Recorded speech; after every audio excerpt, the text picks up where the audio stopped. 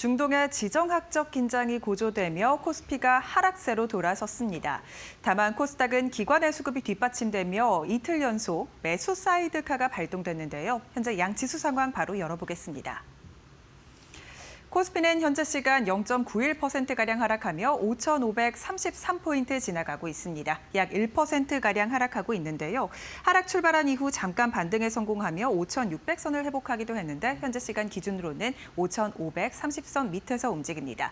코스닥은 2%가량 올라주면서 1,138포인트 지나가고 있습니다. 코스피 200은 1.3%가량 하락하며 820선 지나갑니다. 일중 흐름 함께 체크해 보겠습니다. 오늘 코스피가 장 초반 잠깐 반등에 성공하기도 했는데요. 이내 이를 내려놓으면서 장중 저점 5,407포인트까지 낮췄습니다. 다만 10시 30분을 기점으로 반등에 성공하면서 5,527포인트까지 현재 시간 올라왔습니다. 코스닥 같은 경우에도 오늘 장 초반 1,153포인트까지 오르며 매수 사이드카가 발동되기도 했는데요. 이내 이를 내려놓으면서 장 초반 강한 변동성을 보였습니다. 다만 현재 시간 기준으로 1,139포인트까지 올려내면서 1,130선 부근에서 계속해서 등락을 반복하고 있는 상황입니다. 매매 동향 함께 체크해 보시죠. 일단 오늘 코스피에는요. 외국인의 순매도가 강하게 출회되고 있습니다. 어제 장중에 잠깐 순매수에서 장 막판으로 갈수록 매도 폭을 늘리면서 순매도로 전환한 외국인이 오늘 장 초반부터 현설물을 팔고 있는 상황이고요. 코스피 시장에 1조 7천억가량 강한 순매도세가 출회되고 있습니다. 기관도 7,600억가량 코스피를 팔고 있고요. 개인만의 순매수가 2조 4천억가량 들어오고 있습니다. 코스닥 시장에는 그래도 개인과 기관의 순매수가 뒷받침되고 있고요. 외국인은 약 3천억가량 팔면서 오늘 양시장의 외국인의 순매도가 이어지고 있다는 점 특징적입니다. 원달러 환율도 함께 살펴보시죠. 이란 사태 장기화 우려에 원달러 환율이 상승했습니다. 전날 주간 거래 대비 종가 대비 10원가량 오르며 출발했고요. 현재 시간 기준으로는 장식 시작 직후보다 약 5원가량 내린 1,471원 선에서 움직이고 있습니다. 아랍에미리트에 실전 배치된 국산 방공무기 천궁2가 96%의 압도적인 명중률을 기록하면서 LRG 넥스원 주가가 신고가를 경신했습니다. 국회 국방위원회 소속 유용원 국민의힘 의원실에 따르면 UAE에 배치된 천궁2 2개 포대는 실전 교전에서 약 60여 발의 요격 미사일을 발사해 96%의 명중률을 기록했습니다. 미국과 이란의 전쟁이 중동 전역으로 확전될 수 있다는 우려가 커지는 가운데 UAE에서 천궁2의 8개 포대 공급 일정을 앞당기는 것을 요청하기도 했는데요.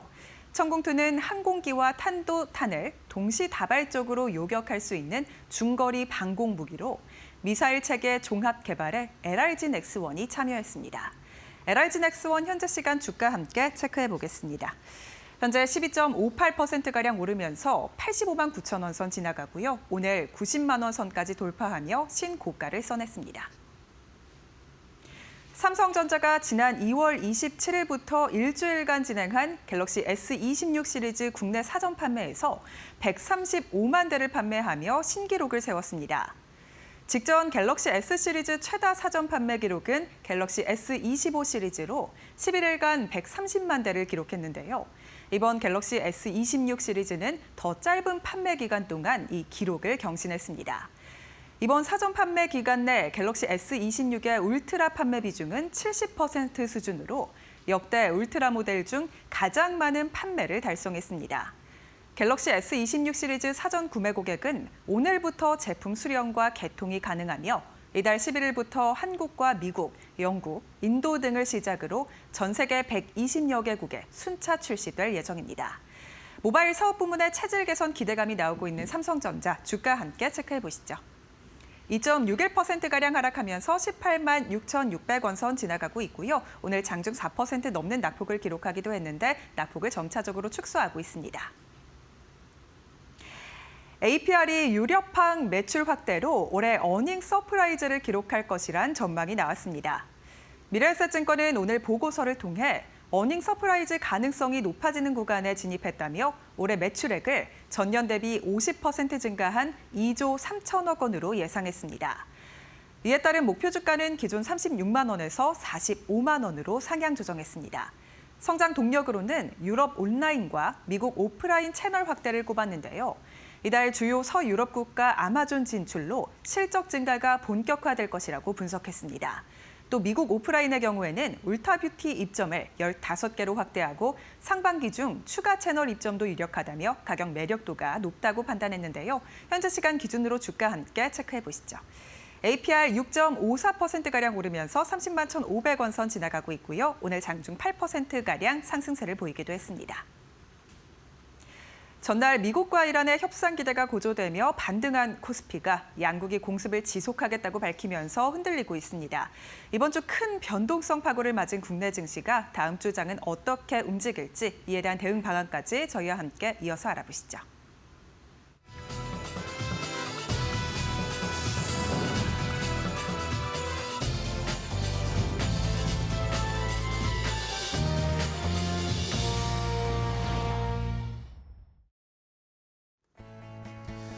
자, 오장의 출발도 이데일리 TV와 함께 해주시죠. 마켓나우 3부로 이어가도록 하겠습니다. 자, 한 주의 마지막 금요일인데요. 이번 주는 정말 짧았지만 휴일 때문에 짧았지만 굉장히 큰 진폭을 느낄 수 있었던 시장이었죠. 그만큼 저희도 피로도가 4일밖에 거래를 안 했지만 매우 쌓여있는 상황입니다. 시청자분들도 지금 많은 고민들을 하고 계실 겁니다. 그전까지는 지난주까지만 해도 우리 시장은 승승장구 파죽지세로 올라가고 있었는데 한순간에 이란과 미국과의 전쟁 발발 때문에 시장이 급격하게 하락을 했다가 또 급반등을 했다가 롤러코스터를 타니까 그전처럼 그냥 낮을 때 떨어질 때 사면 올라가겠지라는 생각을 하기가 쉽지 않아졌어요. 그게 떨어져도 좀 떨어져야죠. 10%, 20% 이렇게 떨어지면 저희가 대응하기가 쉽지 않다라는 거 아마 시청자분들도 고민이 커지실 것 같습니다.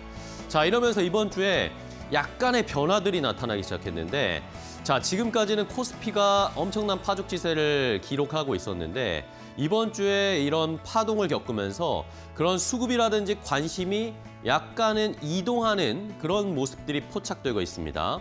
느끼시는 분들도 계시겠지만 이번 주에 코스닥이 굉장히 선전을 하고 있습니다. 코스닥 쪽으로의 자금 이동 아니면 흐름의 이동이 나타나는 것일까요? 함께 파악을 해보면서 다음 주에 전략도 한번 세워보도록 하겠습니다. 앵커 브리핑 함께 확인해 보시죠. 자, 폭락이 있는 이번 주였습니다. 엄청난 하락이 있었는데 물론 코스닥도 지수가 한번 크게 출렁거리면서 많이 떨어졌습니다. 그런데 재밌는 것은 이렇게 폭락이 나오는 중에도 외국인들은 코스닥을 담았다라는 사실이 굉장히 중요한 포인트인 것 같습니다. 자, 외국인들이 지난 3월 4일, 그러니까 이번 주 화요일, 수요일에 연달아서 엄청난 하락이 나왔을 때 그 이틀 동안 외국인들이 코스닥에서 2조 원을 넘게 매수를 했습니다. 거의 하루에 1조씩 거의 비슷한 수준으로 매수를 한 상황이었는데요. 자, 이 수급을 보니까 이제 약간 궁금해졌습니다. 그러면 외국인들의 자금 이동이 나타나는 건가? 라는 생각이 들어서 한번 기간을 좀 늘려봤습니다. 2월 13일부터 어제까지의 외국인 기관 개인의 코스피 코스닥 수급을 한번 집계를 내봤는데요. 자, 왜 2월 13일로 잡았냐? 2월 13일부터 2월 중순, 2월 초순부터 물론 외국인들이 코스피를 팔기 시작했지만 2월 13일부터 지금까지 계속해서 연달아 하루도 빠짐없이 외국인들이 지금 코스피를 팔고 있습니다. 그런 상황이기 때문에 어쨌든 본격적인 외국인 코스피 매도가 시작된 게 2월 13일이었고 그 뒤로 어떤 수급의 흐름이 나타나는지 한번 체크를 해보죠. 자, 일단 말씀드린 것처럼 2월 13일부터 시작을 해서 지금 연속 매도, 순매도를 기록하고 있는 외국인들이 지금까지, 어제까지 22조를 넘게 코스피를 매도했습니다.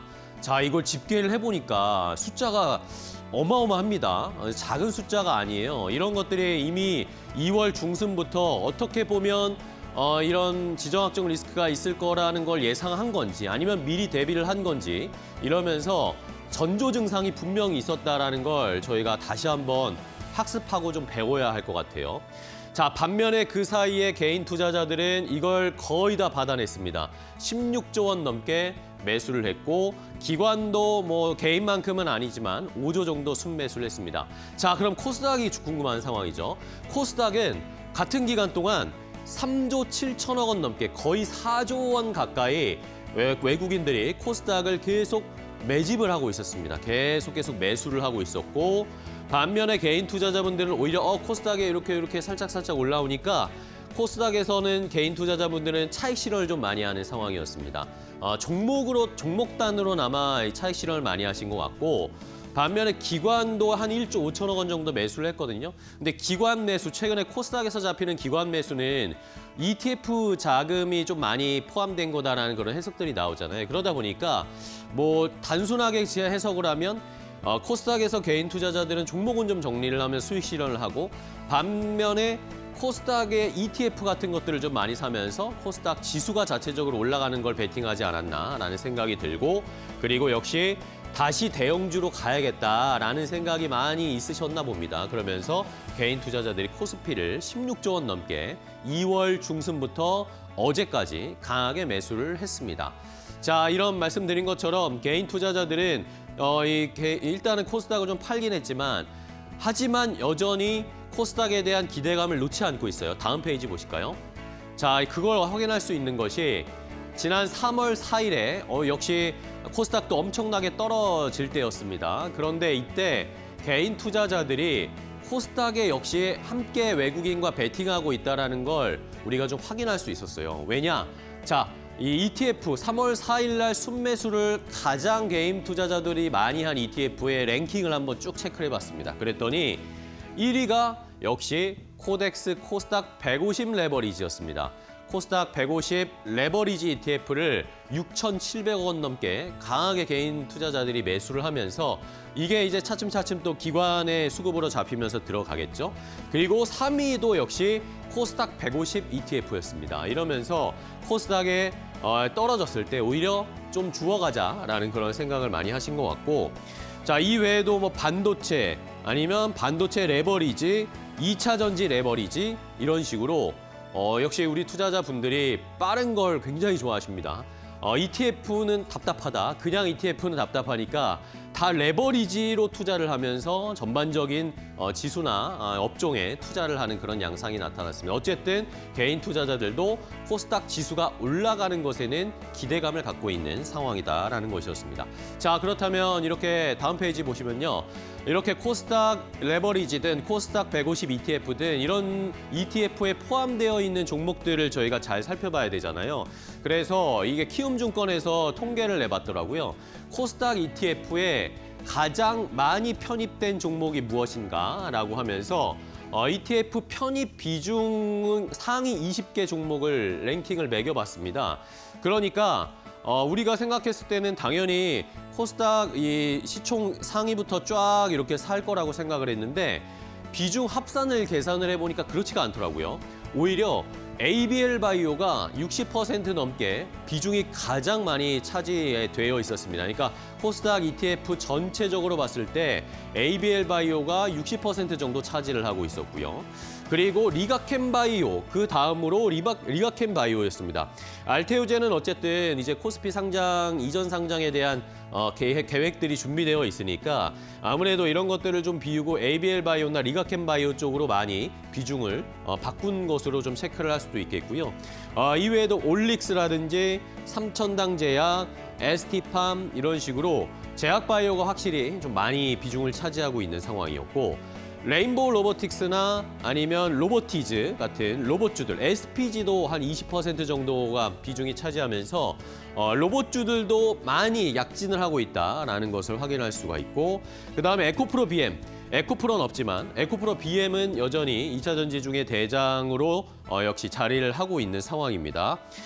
그리고 또 재밌었던 것이 최근에 코스닥 쪽에서 많이 살펴봐야 되는 것이 어쨌든 실적 받쳐주는 코스닥 종목을 우리가 잘 봐야 한다라고 하면서 반도체 소부장 업체들 이야기가 많이 나왔었잖아요. 실제로 뭐 주가도 많이 올라가기도 했고요. 그런데 오히려 ETF에서 편입 비중으로 봤을 때는 리노공업이 한 18% 정도밖에 안 돼서 랭킹이 22 정도밖에 되지는 않더라고요. 오히려 리노공업은 개별 종목으로 좀 많이 투자를 하시는 것 같습니다. 외국인이든 개인 투자자분들이든 이런 식으로 비중이 편입되어 있으니까 이런 종목들을 한번 잘 주목을 하시면서 코스닥에 앞으로 지수가 올라갈 수 있을 때 함께 당연히 같이 따라 올라갈 수 있는 종목들을 잘 골라보시면 좋겠고요.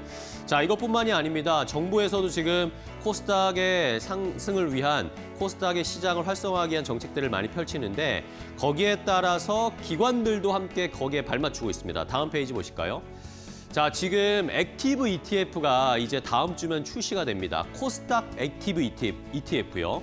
자, 코스닥 액티브 ETF는 이번 3월 중에 뭐 한 3월 10일 다음 주나 또 3월 중에 이렇게 각각 삼성 액티브 자산운용이나 타임폴리어 자산운용이나 하나 자산운용이나 이런 쪽에서 코스닥 액티브 ETF를 출시하는데 액티브 ETF가 생소하신 분들이 있으실 것 같아서 기존의 패시브 ETF는 그냥 지수 추종을 하면서 전반적으로 종목들을 담는 그런 ETF라고 하면은 이 액티브 ETF라는 것은요, 결국에 펀드 매니저가 내가 좋아하고 잘 갈 수 있을 것 같다라는 그런 종목들을 잘 편입을 해서 포트폴리오를 만든 그런 ETF를 말하는 겁니다. 그러니까 조금 더 그런 자산운용사나 아니면 펀드 매니저들의 색깔이 드러나는 그런 ETF겠죠. 약간은 더 공격적일 수도 있습니다. 그런 ETF가 출시가 되는데 다음 주에 코액트 액티브 ETF랑 타임 액티브 ETF가 출시가 돼서 이제 거래가 됩니다. 이런 것들도 코스닥 시장의 활성화에 한 번 더 레벨업을 해줄 수 있을지 기대를 해보겠고요. 다음 주쯤에 한번 이런 액티브 ETF에 어떤 코스닥 종목들이 많이 편입되어 있는지도 한번 정리를 하면서 투자 아이디어도 얻어보도록 하겠습니다. 앵커 브리핑이었습니다.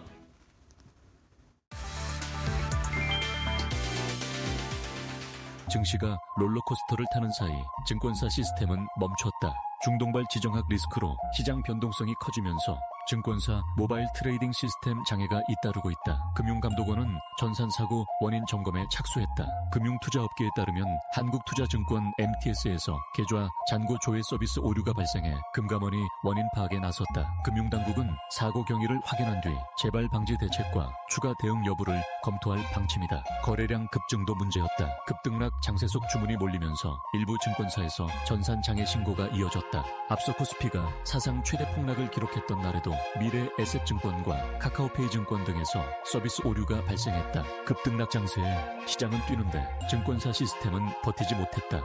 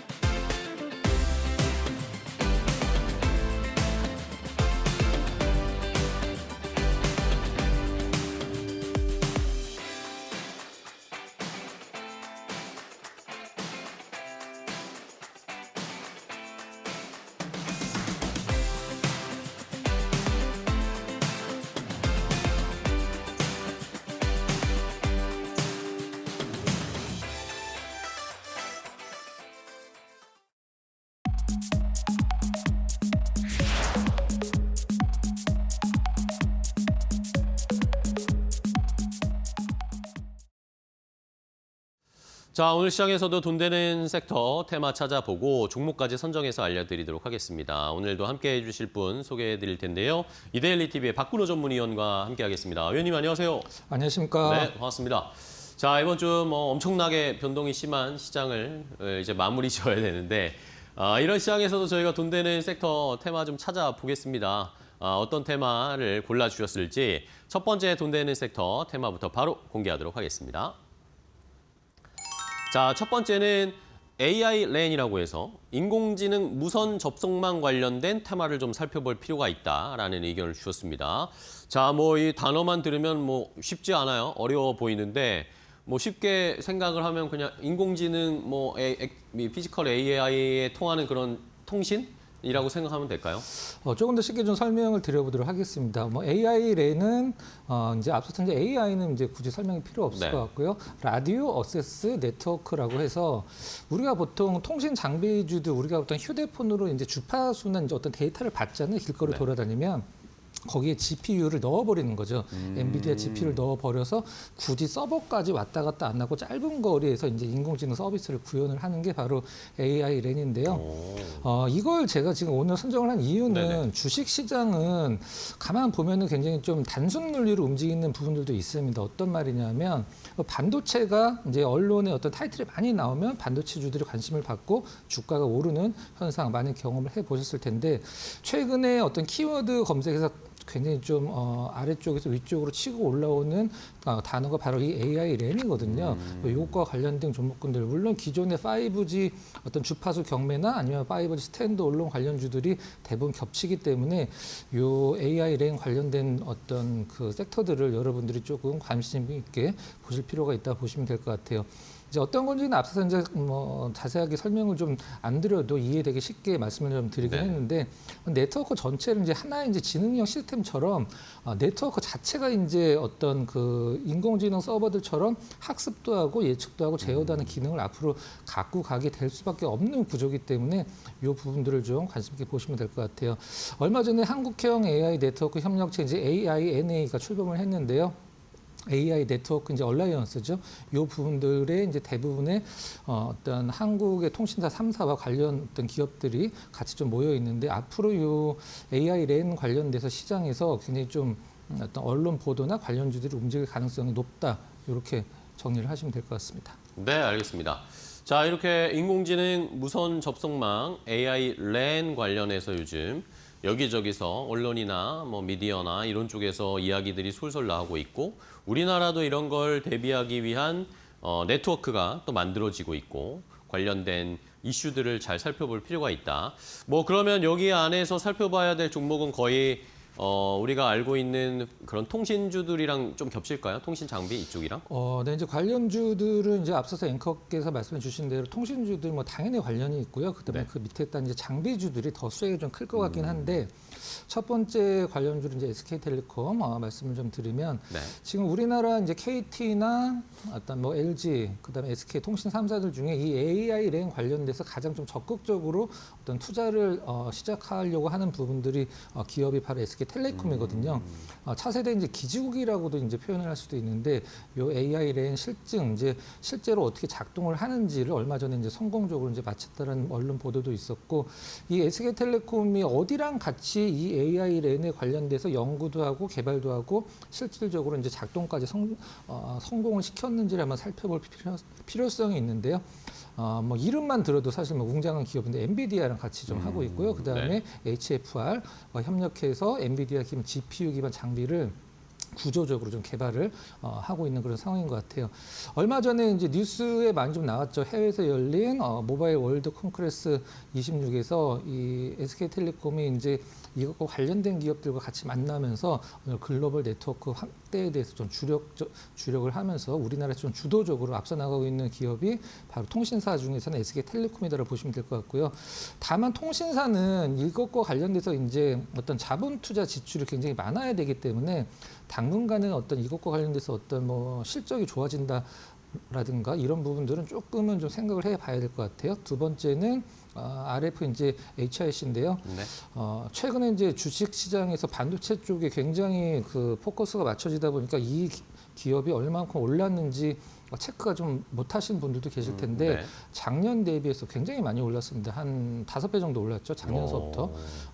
이제 갑자기 급등이 안 나오고 이제 차츰차츰 올라가다 보니까 시장에서 그렇게 많이 회자가 되지 않았었는데 무엇을 하는 기업인지 좀 말씀드리면 겐 반도체 기업이죠. 겐 반도체는 뭐 쉽게 얘기해서 이제 지라 관련 반도체인데 여러분들이 지금 어떤 뭐 쇼핑몰 같은 데서 이제 핸드폰 충전기 같은 거 사실 때도 이 겐 반도체로 만들어진 충전기를 많이 팔거든요. 이게 이제 기존의 실리콘 기반 반도체보다 성능이 좀 월등하기 때문에 이 이제 계열 반도체를 이제 어떤 기존의 실리콘 반도체에 대비해서 어떤 장점이 있냐면 고주파나 이제 고출력에서 상당히 유리하기 때문에 이 종목이 지금 대장으로 치고 나가고 있다고 보시면 될 것 같고요. RF, HRC도 역시 뭐 SK텔레콤과 굉장히 좀 관련이 좀 많은 기업이고, 그다음에 5G 어드밴스드, 5G와 6G 중간 정도 단계를 어떤 뭐 다리 역할을 하는 거죠. 네. 그리고 6G 네트워크 상용화의 최대 수혜 기업이다 이렇게 보시면 될 것 같습니다. 네, 알겠습니다. 자, 이렇게 두 가지 종목, 뭐 통신 장비 쪽과 대형 통신사 SK텔레콤과 RFHIC를 일단 AI 랜 관련된 종목으로 함께 볼 수 있다라는 의견을 주셨고요. 그러면 종목을 하나 공략해 볼 만한 탑픽 종목을 알려주세요. 어떤 종목이 네. 가장 좋을까요? 탑픽은 사실 방금 전에 말씀드린 RFHS가 사실 대장이긴 한데 조금 덜 오르고 우리나라에서 그래도 이 통신 장비주들 중에서 한 몫을 하고 있는 HFR을 좀 준비를 했습니다. 네. 앞서서 이제 SK텔레콤 설명드릴 때 엔비디아, HFR과 같이 이걸 AI 랜을 하고 있다라고 설명드렸었는데 가장 큰 어떤 관련주 중에 하나를 보시면 될 것 같아요. 주가도 좀 많이 빠졌죠. 이제 관련 모멘텀을 말씀을 드리면 HFR을 설명드릴 때 설명을 할 때 시장에서 자주 쓰는 표현이 있는데요. 턴키로 우리나라에서 이제 5G 관련된 장비들을 다 생산할 수 있는 유일한 기업이다라고 이제 설명을 하는데 요즘 최근에 이제 HFR을 분석을 하거나 아니면은 뭐 관련된 언론 보도를 보면 가장 많이 나오는 단어 중에 하나가 AI 랜도 있긴 합니다만은 프라이빗 5G거든요. 이제 프라이빗 5G는 좀 설명을 드리면 뭐 현대자동차가 그 공장에서 뭐 아틀라스로 그 생산을 한다. 그러면은 로봇들끼리 이제 통신을 해야 되는데 그 기업 내에서 쓰는 이제 5G 네트워크 말고 프라이빗 5G라고 하거든요. 그거 관련돼서 HFR이 가장 좀 앞서 나가는 부분이고 그 다음에 SK텔레콤이 이 이제 HFR과 같이 하는 일 중에 하나가 무엇이냐면 이제 통신 장비에 그 GPU 가속기를 이제 넣어놔야 되는데 이 HFR과 SK텔레콤이 한 거는 가속기를 안 넣고 그냥 엔비디아 GPU만 넣어갖고 이것을 구현을 했다라는 게 상당히 시장에서 좀 각광을 받을 수 있는 부분이다라고 보시면 될 것 같아요. 일단 SK텔레콤과 협력으로 이제 여러 가지 모멘텀이 있긴 합니다만 주가가 좀 많이 고점에서 빠졌다라는 부분은 뭐 물론 뭐 RF처럼 굉장히 치고 올라가는 기업도 있을 수 있긴 합니다만은 통신 장비주들은 하나가 이제 대장 치고 나가면 같이 따라가거든요. 그래서 후발주자로서는 뭐 기업 내용이나 여러 가지 측면에서 손색이 없다라고 생각을 하고 있고요. 뭐 매수가는 현재가로 잡도록 하고요. 목표가는 25,000원, 손절가는 15,000원으로 제시를 해드리도록 하겠습니다. 네, 알겠습니다. 자, 이렇게 인공지능 관련한 이 무선 접속망 이야기들이 이제 앞으로 더 많이 들리겠죠. 그러면 관련된 종목들로 공략을 해봐야 하는데 뭐 이미 RFHIC는 조금 많이 올랐으니까 거기에 또 따라갈 수 있을 만한 HFR을 선정을 해주셨습니다. 저희도 잘 한번 지켜보겠습니다. 첫 번째 돈 되는 섹터 확인해봤고요. 다음 두 번째 돈 되는 섹터 테마 어떤 걸 골라주셨을지 바로 확인을 해보겠습니다. 자, 두 번째는 페인트 관련주를 좀 보자라는 의견을 주셨는데 뭐 페인트 관련주 한동안 저희가 뭐 쳐다보지 않고 있었는데 뭐 이거는 결국에는 뭐 석유 기름값 올라가는 거 이런 효과를 기대하는 걸까요? 네. 지금 타이틀에 이제 주목하자라고 나왔는데 오늘이나 내일 다음 주 초반까지만 주목을 하시고요. 이제 좀 테마를 움직이는 부분들이 많기 때문에 포트에 담거나 이런 부분들은 상당히 좀 신중해야 될 것 같아요. 원래 과거에 그 조선사들이 이제 상승이 많이 나오고 실적이 좋아질 때 같이 움직이는 종목들이 이제 페인트 기업들이었었는데 이번에 이제 조선사들 움직일 때 뭐 페인트 주들은 철저히 좀 소외가 됐죠. 오늘 이제 사마 페인트가 먼저 상한가를 기록을 하면서 다른 페인트 주들이 좀 움직이다가 위쪽에서 좀 많이 밀려 있는 상황이긴 합니다. 왜 사마 페인트가 오늘 상한가를 갔냐면 페인트 가격을 가장 좀 먼저 올렸죠. 최근에 이제 유가 급등에 따라서 페인트사 제품 가격을 10% 인상하거나 예정하고 있는 기업들이 많이 좀 나와주고 있는 상황인데 사마 페인트가 먼저 총대를 좀 맨 듯한 느낌이고요. 사실 페인트사들 같은 경우는 뭐 그 기름값 같은 경우는 사실 올라갔다가 이번 사태가 좀 해결이 되면 다시 내려올 수도 있긴 합니다만은 원래는 가장 큰 문제는 이제 원달러 환율이거든요. 이 부분이 이제 제조 원가에 상당히 좀 부담이 많이 가기 때문에 이게 좀 해결이 된다라면 그때는 좀 약간 생각을 해봐도 되긴 하겠습니다만 환율이 잡히기 전까지는 단순히 유가가 올라갔다라고 해서 페인트주를 좀 따라잡거나 이런 부분들은 조금 한 번 더 생각을 해보셔야 될 것 같아요. 정리를 하면 중동 정세가 이제 뭐 이런 부분들이 장기화 된다라고 하면 이제 추가로 어떤 제품 가격 인상은 뭐 생각해 볼 수 있어서 그래도 관심 종목에 한두 종목 정도는 넣어놓는 게 낫지 않을까라고 생각을 해서 한번 두 번째 테마로 준비를 해봤습니다. 네, 알겠습니다.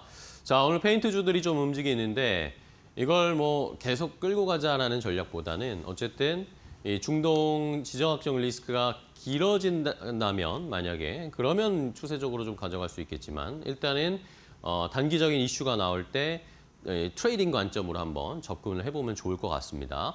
자, 그러면 종목들 한 개씩 체크해 볼까요? 어떤 종목부터 볼까요? 네, 오늘 페인트주 관련주 중에서는 가장 주인공이죠. 사만 페인트 말씀드리면 우리나라에서 이제 페인트 관련주들 중에 순위를 한번 좀 정해 본다라고 하면 당연히 이제 KCC가 부동의 1등이고요. 그다음에 이제 노르 페인트와 사마 페인트가 2등, 3등을 이제 서로 이제 경쟁을 하고 있는 상황인데 최근에 좀 밀려서 일단은 3위 정도를 기록을 하고 있는 상황이고 앞서서 이제 잠깐 간단히 전해드린 대로 이제 가격을 가장 먼저 올리다 보니까 오늘 가장 센 가격 흐름을 보여주고 있고.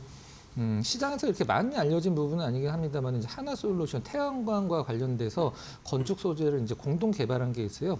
BIPV라고 이게 무엇이냐면 우리가 보통 건물 옥상에 태양광 패널들이 이렇게 자리를 하게 되는데 사실 좀 미적인 부분에서 봤을 때 그렇게 좋지는 않죠. 그래서 건물 외벽 자체를 이제 태양광으로 만드는 부분인데 이 부분들은 혹시라도 나중에 조금 모멘텀이 생길 가능성이 있다. 이렇게까지만 알고 계시면 될 것 같아요. 네. 자, 두 번째 종목은 이제 강남 제비스코, 제비표 페인트죠. 앞에 왜 강남이 붙었는지를 잠시 뒤에 이제 알게 되실 것 같은데, 자동차 이제 산업용 도로 강점주 있는 국내 4위 페인트 기업이죠. 앞선 KCC가 1등, 그다음에 노루, 사마가 2, 3위를 기록하고 있는데 강남 제비스코, 뭐 제비 따라 강남 간다, 뭐 이런 느낌도 있을 수 있긴 합니다만은 이 강남 제비스코가 갖고 있는 제비표 페인트가 갖고 있는 조선사 이름이 강남입니다. 강남 조선사 아마 처음 들어보셨을 수도 있는데. 우리나라에서 이제 어떤 배를 이제 외국의 어떤 함선들도 경비정들도 많이 만들긴 하는데 어떤 배를 만드냐면 이제 기뢰를 이제 탐지하는 배는 이 강남 조선사가 거의 다 만들고 있는 것 같아요. 그 다음에 뭐 해군이나 해경의 어떤 경비함처럼 좀 약간 작은 배들을 이제 만드는 조선사라고 보시면 될 것 같아요. 그 다음에 최근에 이제 강남 제비스코 같은 경우는 이거 하나는 좀 알고 가셔야 될 것 같은데 이제 KS 첨단 소재라고 합작사가 있습니다. 신화 TNC랑 같이 만든 이 기업이 이제 2차 전지 소재 부분을 하고 있기 때문에 이제 새로 시작한 지는 얼마 안 돼서 아직까지는 큰 모멘텀은 아니긴 합니다만은 그래도 이 합작사로 인해서 KS 첨단 소재 쪽이 좀 성장한다라고 하면 강남 제비스코가 시장에서 2차 전지 공급망에 들어갈 수 있는 부분들이 있기 때문에 그래도 체크는 꼭 필요하다 이렇게 말씀을 드리도록 하겠습니다. 네, 알겠습니다. 자, 이렇게 페인트 관련주들 두 개 뭐 대표적인 것들 체크해봤고요. 그러면 페인트 관련 종목으로 탑픽으로 고를 만한 저희가 주목할 만한 종목은 뭘까요? 네, 탑픽 당연히 최근까지 주가 흐름이 좀 굉장히 좋았고 1등을 하고 있는 KCC를 KCC? 좀, 주목을 하시면 될 것 같아요. KCC는 이제 뭐 페인트뿐만이 아니라 뭐 건자재 쪽이나 여러 가지 모멘텀이 있으니까 KCC는 한번 좀 트라이를 들어가도 되지 않을까라는 생각을 좀 하고 있는데요. 가격적인 부분도 일단은 뭐 70만 원, 이제 25만 원에서 70만 원까지 최근에 많이 오르긴 했거든요. 그래도 이제 이 기업의 가치를 본다라고 했을 때 아직까지는 좀 저평가다라고 이제 판단이 되는데 KCC는 뭐 누구나 다 알고 계시듯이 건설업이 좋아지면 KCC를 이제 주목하자라는 이제 언론 보도가 많이 나올 정도로 리포트도 많이 나오고 건자재 우리나라 이제 1등이라고 보시면 될 것 같은데 이 KCC와 관련돼서 주목을 해야 될 부분은 이제 건자재가 아니라 실리콘이랑 이제 지분 가치거든요. 근데 실리콘 우리 일상생활에서 이제 사실 반도체를 만드는데 실리콘이 많이 들어가고 자동차를 만드는데도 실리콘이 많이 들어가고 실리콘이 안 들어가는 어떤 제품이 없을 정도로 실리콘이 많이 쓰이는데 이 KCC가 갖고 있는 모멘티브라는 이제 미국에 있는 기업입니다. 100% 자회사인데 이 기업이 전 세계 실리콘 3위 하는 기업이에요. 그렇기 때문에 이 부분으로 이제 어떤 뭐 포인트, 포커스를 좀 맞추시면 될 것 같고, 두 번째는 지금 시장에서 이제 KCC의 가장 어떤 포커스가 맞춰지는 부분은 바로 이제 지분 가치인데요. 삼성물산 지분 가치를 한 10% 정도 갖고 있습니다. 이걸 가격으로 환산을 하다 보면 한 5조 원 정도 되는데 지금 KCC 시가총액이 4조 원이죠. 물론 이 삼성물산의 지분 가치 5조 원은 삼성물산에서 이미 이제 가격 가치를 한번 인정을 받았기 때문에 이걸 똑같이 적용을 하면 안 되죠. 이제 더블 카운팅이라고 표현을 하는데, 그래서 보통 그 지분 가치를 갖고 있는 걸 그대로 시장에서 적용 안 해주고 한 40에서 50% 정도 할인된 가격으로 이제 인정을 해주죠.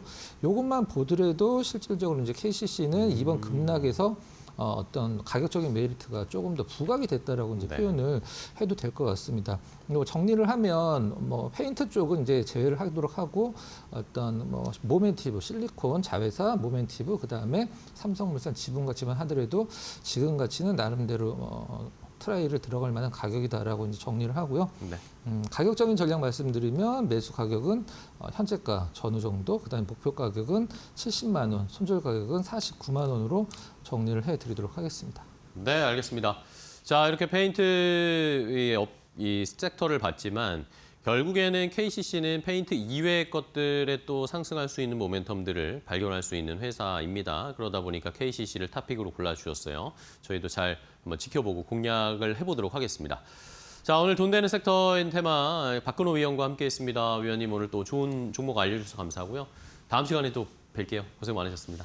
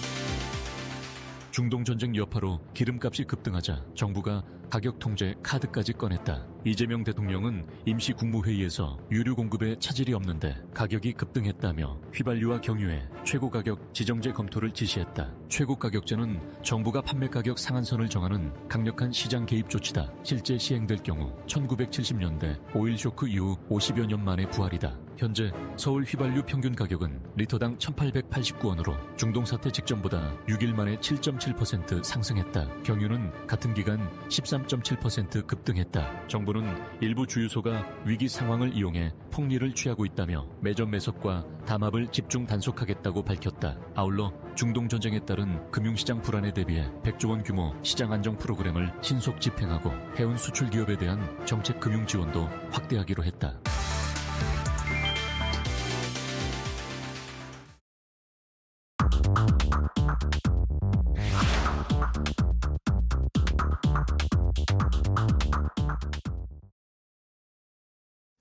자, 마켓 나우 3부 함께하고 계십니다. 시장은 코스피는 다시 1% 넘게 하락세가 나오고 있고, 반면에 코스닥은 오히려 제가 아까 앵커 브리핑에서 말씀드렸지만 오늘도 한 번 더 매수 사이드카가 이틀 연속 적용이 됐고 2%대 상승세를 기록을 하고 있습니다. 오히려 코스닥 쪽에 올라가는 종목들이 많아지고 있고, 시총 상위주들 중에도 역시 제약바이오가 좋고요.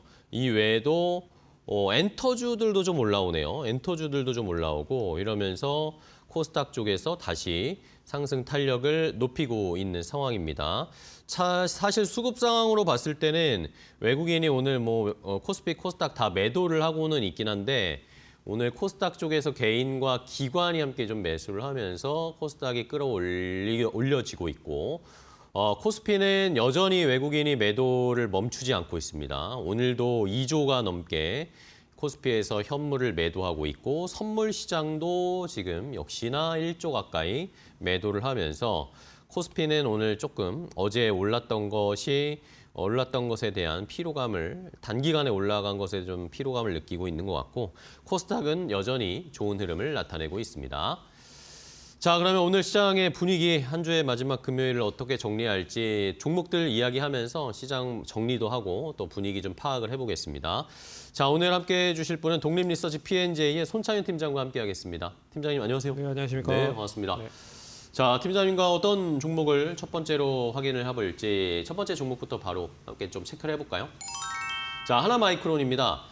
반도체 관련된 종목들이 급락이 화요일, 수요일 나왔고 어제는 또 반도체들이 상당히 많이 올라왔단 말이에요. 또 다른 종목들에 비해서는 다른 업종 비해서는 또 반도체가 많이 올라오더라고요, 어제.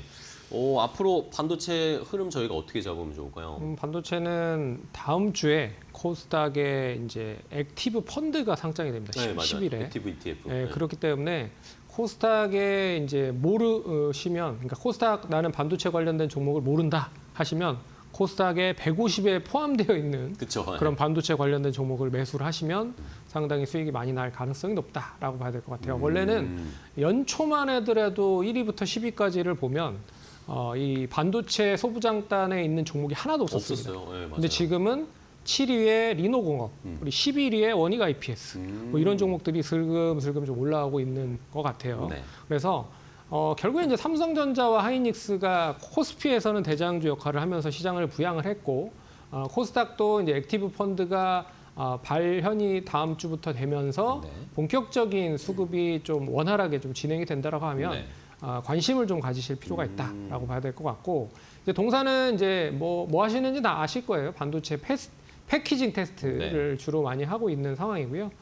일단 뭐 디램 시장이 원체 좋기 때문에 동사에 대한 뭐 긍정적인 패키징 테스트도 계속 이어지고 있다라고 보시면 될 것 같고 특히나 이제 어제 미국에서 브로드컴이 예상외로 실적이 좀 좋게 나왔잖아요. 맞아요. 매출도 좋았고 이익 예상치도 상회를 했기 때문에 이 이제 에이직 반도체에 대한 수요가 확대가 되면 결국엔 삼성의 파운드리에 대한 그런 실적이 좋아질 가능성이 높다. 그러면 다시 이제 외주를 주로 많이 담당을 하고 있는 하나마이크론, 동사 같은 기업의 생산 물량은 상당히 좀 많아질 가능성이 높아서 관심을 좀 가지실 필요가 있을 것 같고요. 그리고 삼성전자가 메모리 가격을 이제 원래는 70% 높은 가격으로 가격이 형성됐었는데 또 높였습니다. 네, 100%라면서요. 30%또 높여서 100%에 대한 가격을 높여놨다라고 하는 부분은 올해 동사도 메모리 외주 생산이 진행이 되면서 추가적인 이제 가격 조율도 좀 진행을 할 가능성이 높다. 그러면 예전에 가공비보다 조금 더 높게 책정을 받을 가능성이 높다라고 보고 있어서 올해 이익률은 작년에 한 3%, 올해 한 6% 정도, 2배 정도 뛰어갈 수 있다라는 게 이제 증권사 분석인 것 같고요. 여기에 제가 봤을 때는 중장기적인 모멘텀은 아직 발현도 되지 않았다. 이게 뭐냐면 테슬라양 파운드리 수주 물량, 삼성이 받았던 네네, 그렇죠. 역시 중장기적으로 계속 이 물량들이 나와야 되는데 그러면 삼성전자 쪽에서 아직 증설이 완료되지 못한 시점이기 때문에 생산을 해야 된다고 하면 결국엔 동사 같은 이런 외주 업체에 대한 양산이 좀 확대가 될 가능성이 높다라고 좀 볼 수가 있을 것 같고요. 여기에 이제 베트남의 공장, 서버 디램양 후공정 관련된 제품도 계속적으로 늘어나고 있기 때문에 이익률 좀 늘어날 수 있을 것 같고요. 그리고 전자닉스 여전히 좀 좋은 흐름을 보이고 있지만 이 전자닉스가 코스피에서 대장주 역할을 하고 있지만 오늘은 대장주 역할을 하지 못하고 있습니다. 네. 그렇기 때문에 이 전자닉스가 쉬어가는 틈에 반도체 소부장단의 코스닥에 있는 종목들이 상승을 하고 있다라는 배경을 보시면 다음 주까지도 이 흐름은 그대로 좀 고스란히 이어질 가능성이 높아서 제가 봤을 때는 반도체 쪽은 다음 주까지 좀 가져가야 될 포트의 종목이 될 수 있다라고 보고 있어서 하나마이크론으로도 그런 관점에서 보시면 좋지 않을까 그렇게 좀 정리를 해보도록 하겠습니다. 네, 알겠습니다. 자, 하나마이크론을 말씀해 주시면서 반도체 한번 전반을 훑어봤어요. 뭐 삼성전자, SK하이닉스가 큰 충격을 받으면서 좀 쉬고 있지만 네. 오히려 코스닥단에서는 오히려 소부장 쪽에 다시 이제 그런 수급이나 관심들이 옮겨가고 있어서 관련된 종목들 그중에서도 하나마이크론도 한번 저희가 잘 지켜보도록 할게요. 좋습니다. 자, 다음 종목도 볼까요? 두 번째는 어떤 종목 선정해 주셨을지 바로 공개하겠습니다. 자, 두 번째는 비츠로셀인데요. 비츠로셀 저도 오랜만에 차트를 들여다봤더니 뭐 엄청난 급등이 나온 건 아니지만 견조하게 지금 우상향을 좀 하고 있더라고요. 왜 그럴까요? 비츠로셀. 이게 뭐 하는 회사냐면 이제 리튬 1차 전지를 만드는 업체입니다. 1차 전지. 1차 전지. 1차 전지는 뭐냐면 장기로 써야 되고 전력이 아주 낮은 그런 전력을 포함을 하고 있는 전지라고 보시면 될 것 같아요. 주로 통신기기 GPS 그리고 메모리 백업용 네네. 그리고 뭐 디지털 미디어기나 헬스케어 쪽에 주로 많이 사용을 합니다. 네네. 그렇기 때문에 기존의 자동차 쪽에 들어가는 2차 전지와는 좀 틀리죠. 그렇죠. 그래서 다른 사람들도 많이 못 알기도 하고 그리고 1차 전지이기 때문에 성장성이 높지 않습니다. 그렇죠.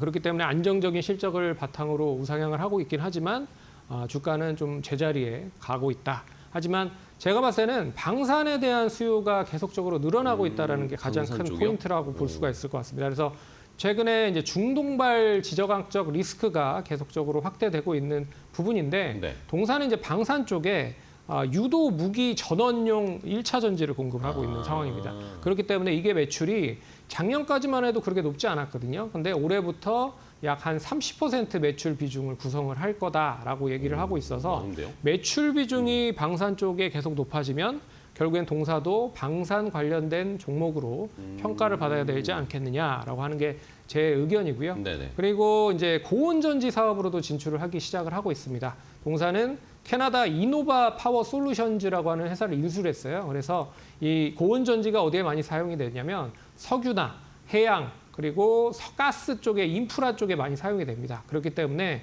이 회사를 인수함으로써 고온전지 시장에도 진출한다라고 하는 부분은 좀 긍정적으로 볼 수가 있을 것 같고요. 이미 이제 일본 기업과 672만 달러에 대한 수주를 뭐 가져왔다라고 네. 좀 보고 있어서 고온전지 사업에 대한 부분 사업체도 인수를 하고 양산 수주도 이제 어느 정도 했다라고 하는 부분에서 매출에 대한 다변화가 좀 일어날 가능성이 높다라고 볼 수가 있을 것 같고요. 그렇기 때문에 이제 실적이 뒷받침이 됨에도 불구하고 주가가 아직까지 좀 제자리에 있는 게 좀 아쉬운 부분들이 없지 않아 그러게요. 있다. 네. 그렇기 때문에 관심 있게 좀 보셔야 될 필요가 있을 것 같고요. 그리고 작년에 증권사에 대한 상향 리포터를 봤는데 한 목표가를 한 38,500원까지 제시를 한 곳이 네네. 있었던 것 같아요. 그래서 제가 봤을 때는 그러면 지금부터라도 한 7, 80% 올라야 되는 구간이잖아요. 그러니까요. 그렇기 때문에 실적에 대한 것도 좀 긍정적이고 최근에 이제 방산 관련된 모멘텀을 받는다라고 보면 단기적인 관심을 좀 받을 가능성이 높다. 그래서 비츠루셀도 관심 있게 봐야 될 필요가 있다. 기존의 방산주를 못 사셨다라고 하면 네. 이제 비츠루셀도 관심 있게 보면 좋을 것 같습니다. 알겠습니다. 방산으로 또 부각받을 수 있을지 비츠로셀 보겠고요. 마지막 종목 간단하게 볼까요? 네. 간단하게 마지막 종목도 공개하겠습니다. 자, 두산 퓨얼셀. 오늘 퓨얼셀 이 수소 관련 종목들도 좋아요. 네. 원체 이제 기존에 이제 수소 연료 전지 관련된 부분으로 동사가 부각이 됐었는데 이제는 이제 SOFC라고 해서 네네. 고체 산화물 연료 전지를 본격적으로 양산을 하기 시작을 했다. 그래서 작년 7월부터 양산을 했기 때문에 여기에 대한 부분의 수혜가 본격화될 수 있을 것 같고요. 참고로 이제 오라클이 블룸 에너지의 그 연료 전지 고체 산화물 연료 네네. 전지를 타겟으로 쓴다라고 했기 때문에 동사도 이제 데이터 센터형 미국 쪽의 그런 수주가 본격화될 가능성이 높을 것 같고요. 그리고 이제 국내 쪽에서는 하이창원이라고 하는 쪽에 이제 고체 산화물 연료 전지를 본격적으로 공급을 할 수 있을 거라 보고 있습니다. 그렇기 때문에 네. 지금은 실적은 별로 좋지 않습니다. 하지만 실적이 먼저 주가에 선행이 되기 때문에 실적보다 더 주가가 먼저 선행을 하는 걸 보면 오늘 시점, 이번 시점 1분기 네. 시점에서는 관심을 좀 가지시고 실적이 좀 턴어라운드가 되는 흐름을 보면 주가는 어느 정도 올라올 수 있지 않을까 그렇게 보고 있기 때문에 구조적으로 변경이 되고 있다라는 점 관심 있게 보시면 좋을 것 같습니다. 알겠습니다. 자, 이렇게 수소 관련주들 오늘 올라오는 것 중에 두산 퓨어셀까지 한번 점검을 해드렸습니다. 오늘 손창현 팀장님과 함께했는데요. 팀장님 좋은 종목 소개해 주셔서 감사하고 다음 시간에 또 뵙도록 하겠습니다. 오늘 고생 많으셨습니다. 고맙습니다. 자, 마켓 나우 3부 저희가 준비한 종목은 여기까지 소개를 해드리고요. 다음 주에 저희는 더 좋은 종목 가지고 오후 1시에 인사드리도록 하겠습니다. 끝까지 시청해주신 여러분 고맙습니다.